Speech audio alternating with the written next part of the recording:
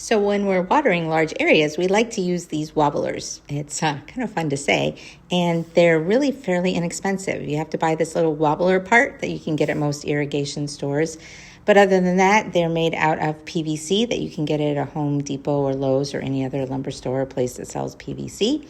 And then you use garden hoses to hook them together. A fun thing that we've learned, a lot of marine supply stores will do garden hoses to length for you. So you can tell them what length you need and they'll make them for you.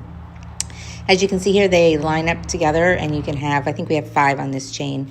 Important thing to remember on the last one is that you want to have some sort of a cap so the water doesn't just go right out the end. And then we use a lot of valves, so we have a lot of control over them, depending on how many we want going, how much we want them going. And so the blue is a nice knob that you can use there to churn things off. Here's another valve. This one allows us to actually tee off and kind of hook a couple there. And then on this end, I just left on the lever that we use to turn on and off the watering lawns because I figured it'd be a quick way to not get incredibly soaked as I turned these on.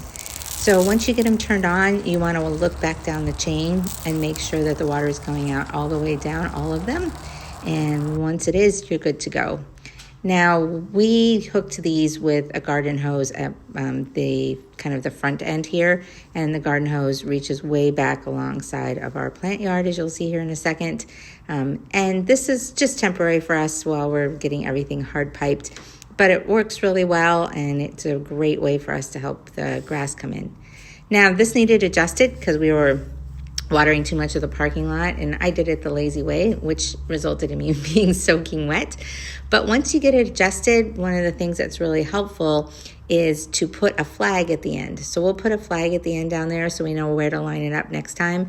And I'm guessing we're gonna have to move these probably 3 or 4 times so that we can cover the whole area. This just gives you a close-up look so you can see why it's called a wobbler.